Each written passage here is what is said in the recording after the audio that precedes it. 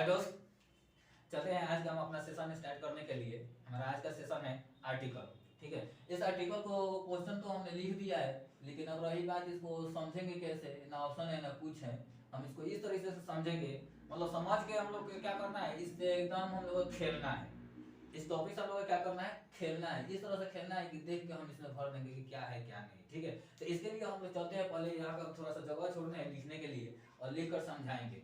इस वीडियो को अब स्टार्ट करते हैं और आप लोग ध्यान से इसको सुने और समझे और पढ़ें। ठीक है, चलते हैं हम आगे। इस चैप्टर का नाम है हमारा आर्टिकल, क्योंकि आर्टिकल एक ऐसा चैप्टर है, आर्टिकल एक ऐसा चैप्टर है कि आर्टिकल के बिना कोई सा इंग्लिश हमारा अधूरा है। जैसे बोला जाता है ना लाइफ में कि खाना के बिना आदमी जी सकता है लेकिन पानी के बिना नहीं जी सकता है, उसी तरह सबके बिना तो अंग्रेजी चल सकता है लेकिन आर्टिकल के बिना अंग्रेजी नहीं चल सकता है। तो वही चैप्टर आज हम शुरू किए हैं और ये चैप्टर ऐसा चैप्टर है कि हम किसी भी एग्जाम में जाते हैं, चाहे मैट्रिक का एग्जाम हो या इंटर का एग्जाम हो या फिर कहा जाए तो क्या नाम है, किसी भी मतलब इंडिया के किसी भी कॉम्पिटेटिव एग्जाम हो, हर एग्जाम में इसकी जरूरत पड़ती है। कहा जाए तो ये क्या है, बोन ऑफ द इंग्लिश, यानी इंग्लिश के ये रीड है।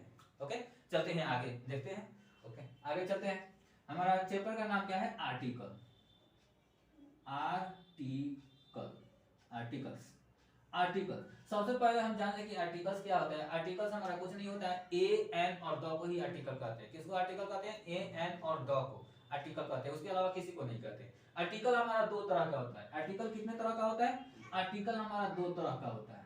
आर्टिकल कितने तरह का होता है, दो तरह का होता है। एक होता है इंडेफिनिट, इंडेफिनिट, और दूसरा होता है डेफिनिट, डेफिनिट। आर्टिकल हमारा कितना तरह का होता है, दो तरह का होता है। एक होता है इंडेफिनिट और दूसरा होता है इनडेफिनिट। ठीक है, अब डेफिनिट किसको कहते हैं, इनडेफिनिट किसको कहते हैं। डेफिनिट, इनडेफिनिट जो है, इनडेफिनिट ए और एन को बोलते हैं। इनडेफिनिट किसको बोलते हैं, ए और एन को बोलते हैं। और डेफिनिट किसको बोलते हैं, द को बोलते हैं। डेफिनिट किसको बोलते हैं, द को बोलते हैं। पूरा इसको हम डिटेल में तो उतना नहीं बताएंगे, बस हम इसको बताने के लिए और इसको समझाने के लिए हम बता रहे हैं। ठीक है, ताकि हमारा मान लो कि जो मैट्रिक का स्टूडेंट होगा वो जाकर अपना मैट्रिक में एग्जाम देगा तो उसको पूरा डिटेल की जरूरत नहीं है, हमको इसी से समझ में आ जाएगा कि हमको क्या करना है। ठीक है, क्योंकि वहाँ पे तो ऑप्शन रहेगा। और फिर अभी इंटर का एग्जाम होने वाला है 1 तारीख से, तो उसमें भी अगर जो स्टूडेंट है वो अपना देखेगा इस वीडियो को तो जाके आर्टिकल के चैप्टर का मतलब पूरा आराम से मार लेगा। ठीक है, तो चलते हम देखते हैं कि सबसे पहले हम इसमें देखेंगे द, यानी द का यूज कहाँ होता है, यूज ऑफ द। हमको यही देखना है, यूज ऑफ द। अब ये देखते हैं डेफिनिट। डेफिनिट का मतलब होता है निश्चित। डेफिनिट का मतलब क्या होता है, निश्चित। डेफिनिट का मतलब क्या होता है, निश्चित। तो द के यूज कहाँ होता है, द का यूज वहां होता है जहां एकदम निश्चित होना चाहिए। हम जहां मर्जी वहां द को नहीं लगा सकते हैं। तो देखते हैं कि जैसे मान लो यहाँ पे लिखा है have you seen dash Taj Mahal, कैसे पता चलेगा, हम वहां पे ए भरेंगे, एन भरेंगे या द भरेंगे, क्योंकि आर्टिकल में मात्र हमारा 3 ही होता है, ए एन और द होता है। इसके अलावा हमारा तीसरा कुछ नहीं होता है। अब कैसे पता चलेगा कि कौन हम कहाँ भरेंगे, तो इसके लिए कुछ ऐसे वर्ड होता है जिसको हमको क्या करना होता है, याद रखना पड़ता है। उससे ज्यादा कुछ नहीं होता है। देखते हैं कौन कौन ऐसा वर्ड है जिसको हमको याद रखना पड़ेगा। सबसे पहला मान लो हमको पॉइंट में मिलता है हिस्ट्री,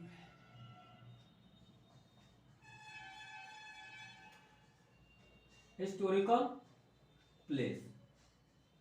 हिस्टोरिकल प्लेस, अगर जितना भी हिस्टोरिकल प्लेस है उसके पहले हम क्या करेंगे, द का यूज करेंगे। जितना भी हिस्टोरिकल प्लेस है उसके पहले हम क्या करेंगे, द का प्रयोग करेंगे। उसके बाद बोल रहा है रिवर्स नेम। क्या बोल रहा है, रिवर्स नेम, यानी जितनी भी नदी है उसका नाम आ जाएगा तो हमको क्या करना है, द का यूज करना है। जितना भी रिवर्स नेम आ जाएगा उसके पहले हमको क्या करना है, द का यूज करना है। अब तीसरा पॉइंट हमारा बोलता है religious book, religious book, religious books. Religious books का मतलब होता है धार्मिक किताब। जितने भी धार्मिक किताब है उस धार्मिक किताब के पहले हमको क्या करना है, द का प्रयोग करना है, धार्मिक किताब। ठीक है, उसके बाद चलते हैं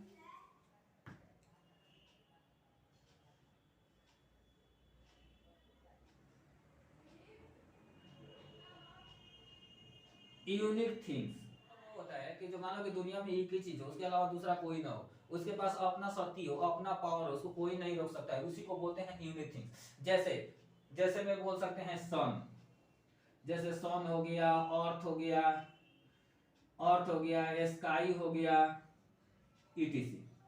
ऐसे चीजें जो आती है ये हमारा यूनिट थिंग्स बोले या फिर आकाशीय पिंड बोल सकते हैं। ठीक है, जो भी आकाशीय पिंड हो उसके पहले हम क्या करते हैं, द का यूज करते हैं। ठीक है, आगे चलते हैं। अगला हमारा पॉइंट बोलता है, अगला पॉइंट हमारा ये बोलता है जितने भी ओशियंस का नाम आ जाए, जितना भी ओशियंस का नाम आ जाए उसके पहले हमको क्या करना है, द का नाम, द का यूज करना है। जितना भी ओशियंस का नाम आ जाए उसके पहले हमको क्या करना है, द का यूज करना है। ठीक है, अब देखते हैं कि ओशियंस, ओशियंस मतलब क्या होता है, जैसे पैसिफिक ओशियन यानी प्रशांत महासागर, इंडियन ओशियन यानी हिंद महासागर। ठीक है, इस सब के पहले हमको क्या करना है, द का यूज करना है। अगला हमारा बोल रहा है, अगला पॉइंट हमारा बोल रहा है कि डायरेक्शन, क्या चीज होता है, डायरेक्शन, डायरेक्शंस यानी दिशा के नाम के पहले हमको क्या करना है, द का प्रयोग करना है। दिशा मतलब हमारा चार गो दिशा होता है। पहला दिशा क्या होता है, ईस्ट वेस्ट नॉर्थ साउथ। अब बोलते हैं ईस्ट वेस्ट नॉर्थ साउथ, जहां भी ईस्ट आएगा, नॉर्थ आएगा, वेस्ट आएगा, साउथ आएगा, उसके पहले हमको द का प्रयोग करना है। ओके, चलते हैं अब इधर देखते हैं कुछ और पॉइंट है उसको भी देख लेते हैं। अब अगला पॉइंट हमारा है 7 नंबर पॉइंट हमारा बता रहा है कि जिस भी शब्द के अंत में यानी ऐसे पढ़ा जाता है तो इसको क्या बोलते हैं, एसडी, एसडी क्या बोला जाता है, एसडी। एसडी का मतलब होता है सुपरलेटिव डिग्री, एसडी का मतलब होता है सुपरलेटिव डिग्री। जहां भी सुपरलेटिव डिग्री का प्रयोग हुआ हो उसको हम क्या बोलते हैं, उसके पहले हम द का यूज करते हैं। तो सुपरलेटिव डिग्री होता क्या है, सुपरलेटिव डिग्री को पहचानने के लिए सबसे पहले हमको एक चीज का यूज, एक चीज ध्यान दिया जाता है। सुपरलेटिव को पहचानना है तो क्या करना है, जब भी हमारा सुपरलेटिव होता है तो उसमें ईएसटी लगा हुआ रहता है, वर्ड में क्या लगा हुआ रहता है, ईएसटी, या तो फिर एमओएसटी मस्ट लगा हुआ रहता है। क्या लगा हुआ रहता है, ईएसटी या तो फिर मस्ट लगा हुआ रहता है। इससे हमको पता चलता है कि ये हमारा सुपरलेटिव डिग्री है। और इस सब के पहले हमको क्या किया जाता है, द का प्रयोग किया जाता है। अगर इतना चीजें समझ में आ गई, अगर इतना चीज याद है तो ये हम आसानी से बना सकते हैं। इसमें हमको कोई सा दिक्कत नहीं होगी, ना कोई दिक्कत आने वाला है। अब इसको पढ़ कर देखो कि बनता है कि नहीं। सबसे पहला बोला have you seen dash Taj Mahal. अच्छा ये बता दो कि ताजमहल जो है वो क्या है, हिस्टोरिकल प्लेस है, मोन्यूमेंट्स, मोन्यूमेंट्स है, एकदम है। जब हमको हिस्टोरिकल प्लेस मिल गया, तो हिस्टोरिकल प्लेस मिल गया तो हम वहां पे क्या यूज करेंगे, ए एंड द, क्या यूज करेंगे, द यूज करेंगे। तो यहाँ पे हम क्या भरेंगे, द। अच्छा अब बताओ समझ में आया कि नहीं कि क्या भराता है क्या नहीं भराता है। आर्टिकल तो इतना आसान होता है कि तो भारी होता ही नहीं है। ठीक है, जैसे आदमी बोलता है without food we can live without food, यानी हम भोजन के बिना तो जी सकते हैं, but we cannot live without water, लेकिन पानी के बिना नहीं जी सकते हैं। उसी तरह ये है, हम इंग्लिश तो पढ़ते हैं, अंग्रेजी तो पढ़ते हैं, सब पढ़ लेंगे, लेकिन हम बिना आर्टिकल के हमारा इंग्लिश सही नहीं हो सकता है। इसलिए इसको हम कहेंगे कि ध्यान से इसको एक बार समझ ले, उसके बाद इस शब्द से यानी इस आर्टिकल से हम लोग को खेलेंगे। इस आर्टिकल से हम लोग क्या करेंगे, खेलेंगे। और कैसे खेलेंगे, इतना तुम लोग को क्वेश्चन दिख रहा है ना, इतना जो आप लोगों को क्वेश्चन दिख रहा है, ये क्वेश्चन हम नहीं, खुद तुम लोग बना सकते हो। खुद क्या कर सकते हो, बना सकते हो। यकीन नहीं है तो बना के देखो। हमने बोला था क्या, चलो यहाँ पे देखते हैं। दूसरा क्वेश्चन बोला she is dash most beautiful girl. देखो तो यहाँ जैसे हमारा चौथा क्वेश्चन बोला है dash Himalaya is like to dash north of India. अब देखो इसको हम क्या करते हैं, हमने बोला था कि हिमालय यानी जहां भी हमारा पर्वत का नाम आ जाएगा, क्या आ जाएगा, पर्वत का नाम आ जाएगा, क्या आ जाएगा, पर्वत का नाम आ जाएगा, उसके पहले हमको क्या करना है, द का यूज करना है। लेकिन कैसा करना है, कहाँ पे करना है, किस तरह से करना है। जैसे मान लो कि हम लोग बोलते हैं ये हमारा क्या है, यानी पर्वत का श्रृंखला ऐसे चलता है। ठीक है, ये हमारा क्या है, पर्वत है। अब पर्वत इसको हम बोलते हैं एवरेस्ट, इसको क्या बोलते हैं, एवरेस्ट। अब बताओ कि एवरेस्ट ये है और ये हमारा मतलब मान के चलो कि ये हमारा टोटल क्या है, ये टोटल हमारा हिमालय है। टोटल क्या है, टोटल हमारा हिमालय है। लेकिन ये जो है इसको बोलते हैं एवरेस्ट। एवरेस्ट क्या होता है, एक चोटी होता है। तो कहने का मतलब जो एक श्रृंखला में हो, क्या हो, एक श्रृंखला में हो, उसके पहले हम द लगाएंगे। अगर वो श्रृंखला में नहीं होगा तो उसके पहले हम द नहीं लगाएंगे। ये तो हमारा एक श्रृंखला है। कहने का मतलब ये है कि ये जो है एक श्रृंखला है। श्रृंखला का मतलब होता है कि एक पहाड़ के अंदर बहुत सारे छोटे छोटे पहाड़ होना चाहिए। उसी के अंदर हम क्या करेंगे, सॉरी उसी के पहले हमको क्या करना है, द का यूज करना है। उसी के पहले हमको क्या करना है, द का यूज करना है। लेकिन बताओ इसके अंदर कोई दूसरा पर्वत है? नहीं है, इसलिए इसके पहले हमको द का यूज नहीं करना है। ठीक है, चलो अब इस क्वेश्चन को बना लो। तो अब यहाँ पे हिमालय, तो क्या हिमालय के पहले द लगेगा या नहीं लगेगा? एकदम लगेगा। हिमालय के पहले द लगेगा या नहीं लगेगा? एकदम लगेगा। तो चलो देखते हैं, हिमालय के तो पहले हमने द लगा दिया, लेकिन अब बच गया यहाँ north of India. North of India. अब देखो ये बोल रहा है कि किसी भी देश के पहले द का यूज नहीं होता है। किसी भी देश के पहले द का यूज नहीं होता है, लेकिन हाँ एक देश होता है जिसके पहले हम द का यूज करते हैं। कौन सा देश होता है? वैसा देश जिसके अंदर बहुत सारे देश आए, उसके पहले हम द का यूज कर सकते हैं। जैसे यहाँ पे लिखा जाता है यूके। यूके, यूके दिख रहा है ना?